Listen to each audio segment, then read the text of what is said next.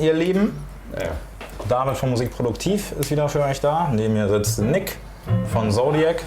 Und heute haben wir für euch einen ziemlich coolen kleinen Verstärker mit dabei. Und zwar aus dem Hause M-Pete aus Köln. Peter Ahrens, Freund des Hauses. Hier sein kleiner, der Two, bekannt geworden. Oder ich sag mal, den Markt geentert hat er eigentlich. Eben mit seinem Flaggschiff, mit dem One. Das ist ein deutlich üppigerer Verstärker, der auch gerade von, sage ich mal, den Funktionen und soundtechnisch sehr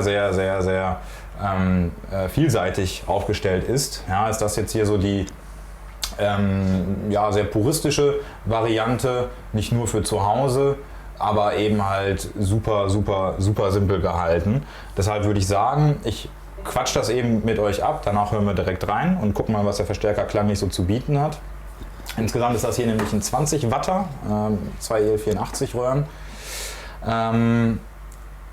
Und zwar ist es eigentlich, es ist eine super simple Kiste. Das Volume ist eigentlich als ein, wie wurde es glaube ich genannt, auf der Website stand Voltune, glaube ich, mit einem T, wurde ich noch darauf hingewiesen. Ja, genau, da steckt nämlich das Wortspiel drin, eine Mischung aus Volume und Voltage, so wird mir das zumindest eben gerade nochmal nahegebracht. Klingt ja auch schlüssig. Was bedeutet das? Ich habe über den kompletten Regelweg des Volumes entsprechend, sage ich mal, eine Leistungsreduktion, die halt damit verbunden ist. Wenn ich das Volume komplett aufreiße, dann habe ich halt auch meine vollen 20 Watt und ansonsten wird das entsprechend gedrosselt. Ja, das bedeutet, dass ich auch bei, sage ich mal, nachbarfreundlichen Lautstärken oder wenn die Kids im Bett sind, wie auch immer, weil wir wissen, so ein Watter, ein Röhrenwatt kann auch schon mal extrem laut und unter Umständen auch schon mal echt zu viel sein für zu Hause oder fürs Heimstudio oder so. Dass so ein Verstärker einfach auch leise schon das bietet, was er sonst erst bei höheren Lautstärken, sage ich mal, freigibt. Genau.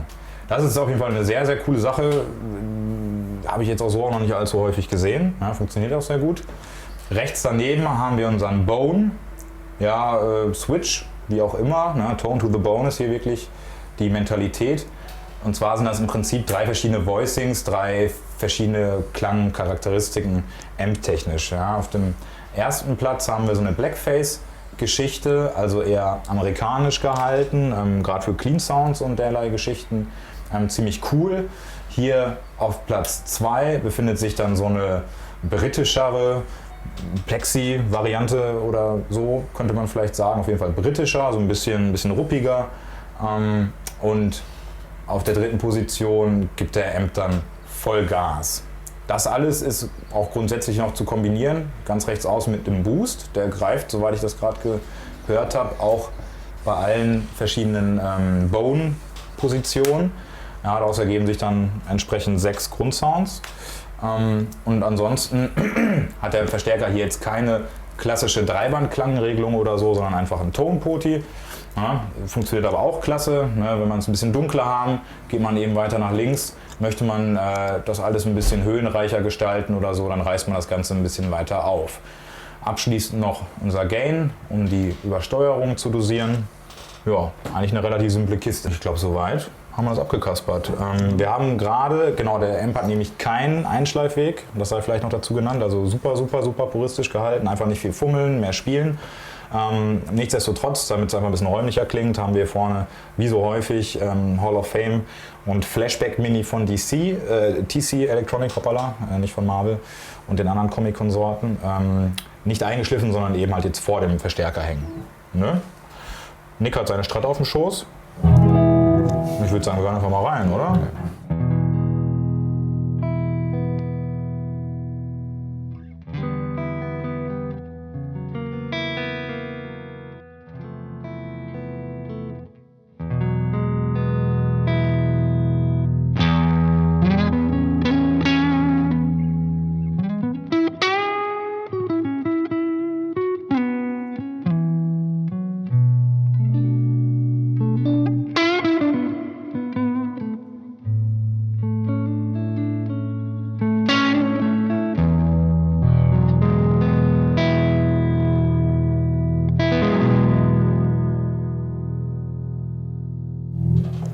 schön. Sehr, sehr schön, oder? Ein astreiner Clean Sound, würde ich sagen, beziehungsweise eben halt auch darüber hinaus. Das habe ich jetzt gar nicht mal unbedingt erwartet.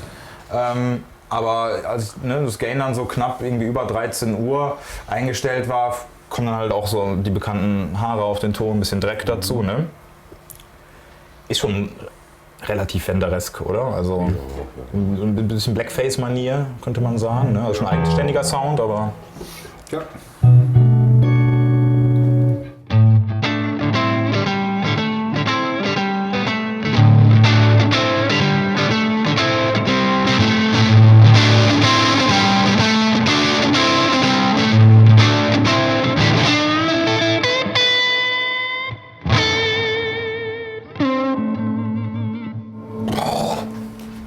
Schon sehr geil. Auf jeden Fall so Fender-mäßig. Ne, ich habe jetzt gerade eben nochmal, ich weiß nicht, ob du es mitgekriegt hast, den Boost dazu geschaltet.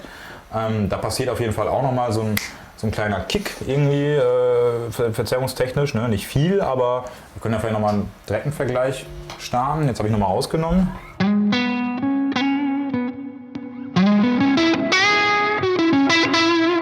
Sehr schön.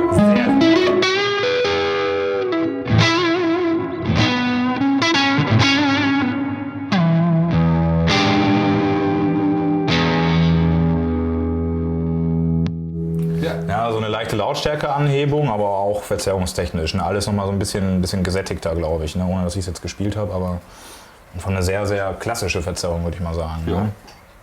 Sehr, sehr schöner Ton. Sehr, sehr cool. Ja, der Verstärker ist ja auch recht simpel, deshalb würde ich sagen, wir springen einfach mal weiter.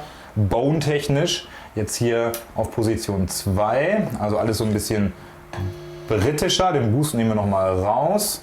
Gain rolle ich gerade ein Stück zurück, drehe ich dann gleich wieder rein, wenn du mal magst.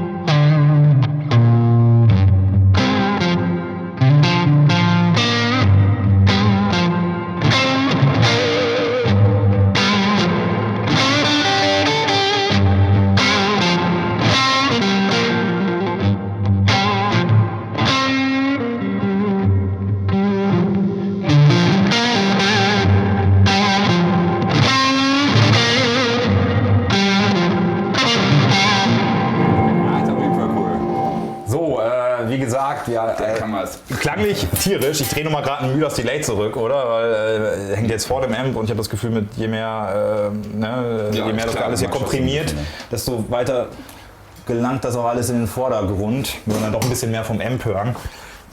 Genau, aber auf jeden Fall eher, wenn man jetzt einen Vergleich ziehen möchte, die britische Ecke als vorher so ein bisschen amerikanischer. Ne? Und was ich halt geil fand, ich habe den Tonregler dann noch ein Stück nach links bewegt, sodass es ein bisschen dunkler wurde.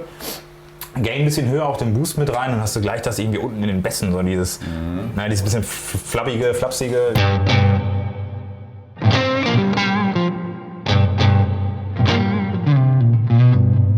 Ja. Also ein bisschen flabbert, aber eben halt angenehm. Ne? Also wird es schön dick, so ein bisschen aufgeblasen untenrum, wie man das halt auch von so einem alten JTM kennt oder so.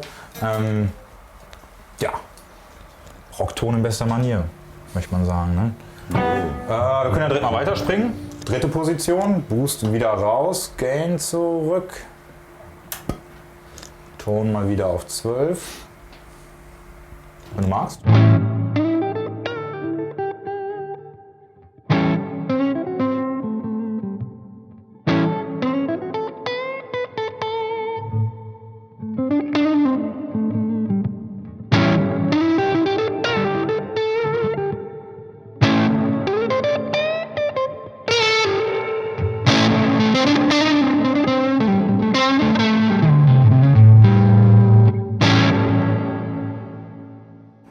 Also, das war ein ganz schöner Sprung. Ja, enorm, das habe ich mir auch gedacht. Das war jetzt hier bei der dritten Position auf jeden Fall am deutlichsten wahrnehmbar, jetzt gerade würde ich sagen. Ne, also da hat der Lautstärke technisch schon ordentlich gepusht. Aber der wurde auch richtig fies, ne? Ja, ein bisschen fies. Bisschen knorzig. Ne? Vielleicht nochmal mit dem Ton ein bisschen nachjustieren.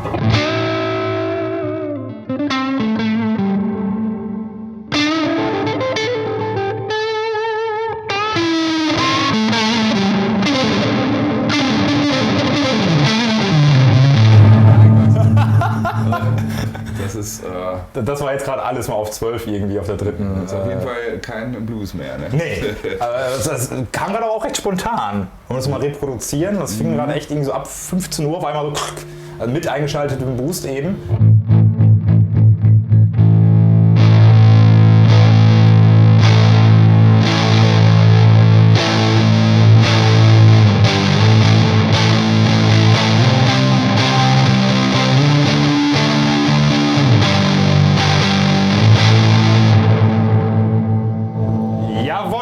So klingt man in jede Blues-Session. Ja. Zum Beispiel.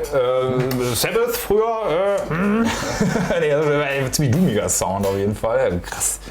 Also, kein doomiger Sound, aber man könnte ihn, traditionelle Doo-Bands wären damit zumindest nicht unglücklich gewesen, sagen wir so. Als nichts von heute, aber ne, Sabbath und Konsorten. Boah, dick, oder? Und unerwartet, aber das kommt auch echt erst ab 15 Uhr hier auf dem dritten Bone. Platz, wie auch immer, mit Boost. Und da gibt es dann wirklich so einen schmalen Grat und dann wird es brutal. Ne? Aber krass, dass der Verstärker das auch noch abdecken kann, finde ich. Relativ vielseitige Kiste. Ziemlich vielseitige Kiste. Wo wir jetzt nicht weiter darauf eingegangen sind bisher, ist das mit dem Volume, mit der Skalierung. Ich weiß nicht, inwiefern wir das hier jetzt noch gut demonstrieren können. Wir können es ja mal probieren. Ne? Ja, ich entspreche nicht, dass hier jetzt alles anfängt zu übersteuern von den Mikrofonen her. Wir können ja nochmal in den zweiten gehen. Ich nehme den Boost ruhig rein.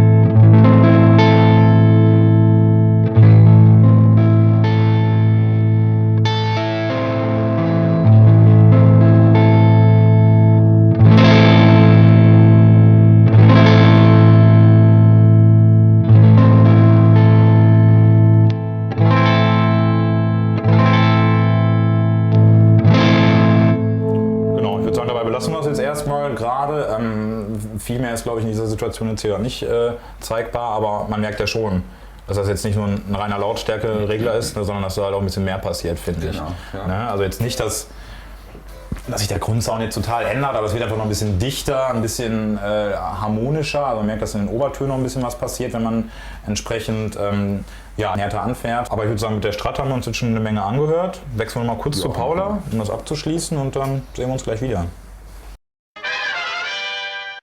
So, wir melden uns zurück. Nick hat jetzt wieder eine Les Paul auf dem Schoß. Eine ziemlich schöne.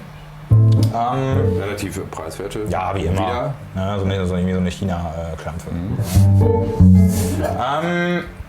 Wir sind hier immer noch im Amped eingesteckt. Ich würde sagen, wir müssen jetzt gar nicht so viel kommentieren, weil wir das gerade schon getan haben.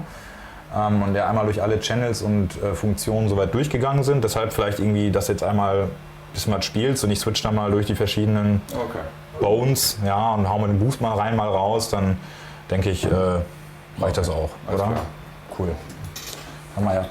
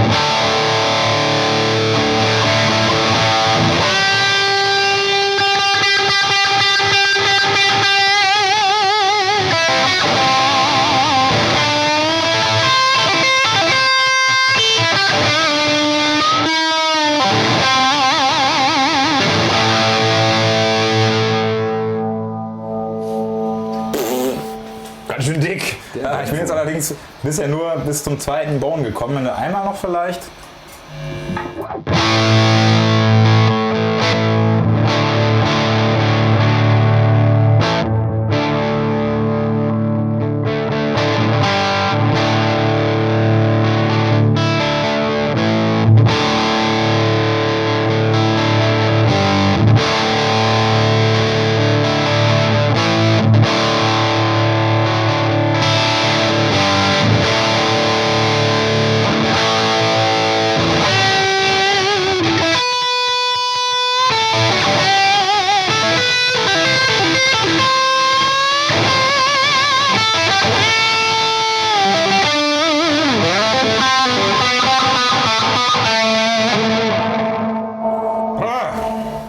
Ja, das war doch mal ganz schön amtlich, würde ich sagen. Jo. Also gerade mit der Les Paul doch nochmal klar, deutlich mehr Schub, mehr Ausgangsleistung von den Pickups. Ne? Da kommt der Amp auch ein bisschen mehr ins Schwitzen. Aber der kann auch ganz schön rocken. Jo, also der brennt auf jeden Fall. Finde ich aber sehr cool. Also man muss sagen, der Boost, der greift schon recht ordentlich. Ne? Also Lautstärke technisch wie auch einfach, dass noch mal ein bisschen mehr Dampf kommt. Und gerade in der Kombination jetzt mit diesen 3 Grundsounds, Voicings, wie auch immer, ergeben sich da, finde ich, schon relativ viele einerseits, aber eben halt auch klanglich hochwertige Sounds. Ja. Ja. Wenn er anfängt zu brennen, aber das also ganz schön Fledermaus-Attacke. Fledermaus-Attacke, Heavy Metal. Ja. Ja, das ist also wirklich so. Also, ja, schön viel Höhen und so.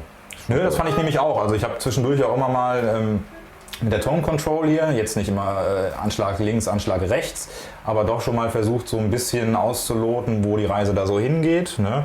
Die hat auch gut funktioniert, finde ich. Ja, das ist immer so der Punkt, irgendwie, wenn es eine Tone Control tut, dann braucht man halt auch nicht unbedingt eine Dreiband-Klangregelung. Passt ja auch zu dem simplen, puristischen Konzept des Verstärkers. Und deshalb denke ich, abschließend kann man dazu sagen, ob jetzt für, was weiß ich, Clubjobs, ja, Home Recording oder auch mal für eine große Bühne, ja, wir leben ja zum Glück in Zeiten, wo es entsprechende PA-Technik gibt und man so einen Verstärker auch klasse abmikrofonieren kann. Auf jeden Fall laut für seine 20 Watt, finde ich. Das ist er. Das hat auf jeden Fall gerade schon ordentlich gepustet.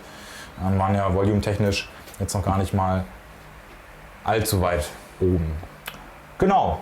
Ansonsten hoffen wir, wie immer, konnten euch den Verstärker ein bisschen nahe bringen. Ja. Wenn er schafft, kommt am besten selber vorbei, hier bei uns im Hauptgeschäft in Ibbenbüren, Musikproduktiv. Ansonsten online einfach mal ein bisschen stöbern in unserem großen Online-Shop. Ja, liebe Grüße an den Peter Ahrens, würde ich sagen. Den großen machen wir demnächst nochmal. Danke an Nick. Hat Spaß gemacht. Kein Ding. Wir sehen uns. Ciao, ciao. Ciao.